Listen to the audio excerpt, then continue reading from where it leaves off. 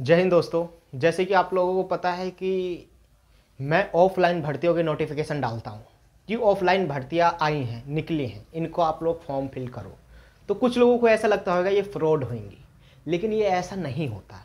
ठीक है, ऑफलाइन भी कुछ भर्तियाँ होती हैं जिसमें हम ऑफलाइन यानी कि फॉर्म के थ्रू, जैसे पहले टाइम में कॉल वाला सिस्टम था कि हम फॉर्म डालते थे, फिर हमारे पास कॉल आता था या लेटर आता था, तो उस प्रक्रिया की कुछ वैकेंसियां आज भी हमारे सामने हैं जिनका नोटिफिकेशन ऑफलाइन ही दिया जाता है। उनकी ऑफिशियल साइट पे जाकर के हम क्या करते हैं, आप लोगों के लिए साइट पे जा जाकर के चेक करते रहते हैं कि किस में वैकेंसी निकली है, कितने निकली है, किस पद के लिए निकली है, इसका चयनित प्रक्रिया क्या होगा, ये सारा नोटिफिकेशन में दिया रहता है। ठीक है, तो ये वैकेंसी होती है ऑफलाइन। इनका आवेदन ऑनलाइन नहीं लिया जाता कि आप कैफे से जा करके या कहीं से आप जा करके भरवाओगे। ठीक है, तो इनका जो रहता है वो ऑफलाइन ही रहता है। इनका ऑफलाइन फॉर्म भरना पड़ता है, मांगे गए डॉक्यूमेंट आपको देने पड़ते हैं, और उसके बाद वो जिस तरह बोले कि आपका इंट्रो की लिस्ट ऑनलाइन दी जाएगी, या फिर आपका कॉल लेटर आएगा, कोई एडमिट कार्ड जिसे बोलते कोई आएगा, फिर आपको परीक्षा देनी पड़ेगी, फिर आपका ट्रेड टेस्ट होएगा, स्किल टेस्ट होएगा, जो भी चीज़ होएगा वो सारी चीज़ें बताई रहती हैं। तो मैं बताता हूँ आज ऑफलाइन भर्ती होती क्या है। ये बहुत सारी संस्थाओं में निकाली जाती है। जैसे कि आपका हो गया जिला न्यायालय, जिला न्यायालय हो गया, ठीक है, डिस्ट्रिक्ट कोर्ट हो गया, ठीक है, जिला न्यायालय हो गया, डिस्ट्रिक्ट कोर्ट हो गया, रेलवे हो गई, भारतीय रेलवे डिपार्टमेंट हो गया, या गृह मंत्रालय हो गया, या फौज में सिविलियन की भर्ती हो गई। अभी कुछ दिन पहले एसएससी जीडी की भर्ती गृह मंत्रालय में दिल्ली में आई थी, जीडी की भर्ती, ठीक है, गृह मंत्रालय में थी। हाँ, जीडी कांस्टेबल की भर्ती थी, ठीक है, ड्राइवर कांस्टेबल की भर्ती थी। तो इसमें क्या है कि इनका जो आवेदन होता है ये ऑफलाइन ही होता है।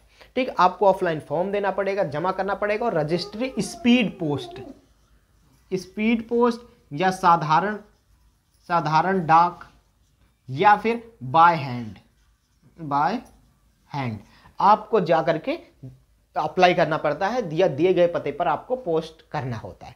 तो मैं बता देता हूं, ये जो आपको समझ ही गए कि ऑफलाइन वैकेंसियां क्या होती, इसकी जो एज रहती वो भी काफी ज्यादा रहती है, 18 से लेके 47 साल तक रहता है, 18 से लेके 47 साल तक। और इसकी जो क्वालिफिकेशन होती है वो भी बहुत कम रहती है। यहां लिख देता हूं, इसकी जो क्वालिफिकेशन होती है वो 8वीं पास, ठीक है, 10वीं पास, 12वीं पास, 5वीं पास, ठीक है, 10वीं पास, 12वीं पास, या स्नातक, ये सारी चीजें आप कर सकते हो। ठीक है, स्नातक अगर आप ऐसे हो तो आप अप्लाई कर सकते हो। और यहाँ पर 5वीं पास के लिए वैकेंसी है। अगर 5वीं पास, 10वीं पास, 12वीं पास, ग्रेजुएशन, डिप्लोमा, आईटीआई कर रखा है, फिर बहुत सारी वैकेंसी निकलती है। तो आप ये देख लेना अपना, इसका एज जो रहता है वो रहता है 18 से मोस्टली 47 साल तक ये जाता है। ठीक है, और साधारण प्रक्रिया रहती है, इसमें बिना एग्जाम के भी कुछ सिलेक्शन होते हैं। जैसे डिस्ट्रिक्ट कोर्ट के जितने हैं उसमें सारे में क्या होता है, सिर्फ प्योन प्रोसेसर सर्वर में सिर्फ इंट्रो बेस पे आपका सिलेक्शन होता है, कोई एग्जाम नहीं देना, कुछ नहीं देना, और एज काफी अच्छी रहती है, 45 साल तक की एज रहती है। ठीक है, आप 10वीं पास हो और 8वीं पास हो तो आप इनकी वैकेंसी के लिए आप अप्लाई कर सकते हो। तो आप समझ ही गए कि फौज में, सिविलियन की, गृह मंत्रालय और भारतीय रेलवे ऐसी डिपार्टमेंट जो निकालती रहती। अगर आप हमारे चैनल पे नए हो तो हमारे शॉर्ट्स देखो, आप जाकर वहां पे पता चल जाए कि ऑफलाइन वैकेंसियों के फॉर्म कब कब निकले हैं और किस किस तरह निकले हैं। मैं आपको बोलता हूं कि दिए गए व्हाट्सएप नंबर पर नाम, पोस्ट का नाम लिखकर मैसेज करें। मैं आपको सारी डिटेल बता देता हूं कि किस तरह से फॉर्म भरना है, कैसे क्या करना है, वो भी फ्री, वो भी एकदम फ्री।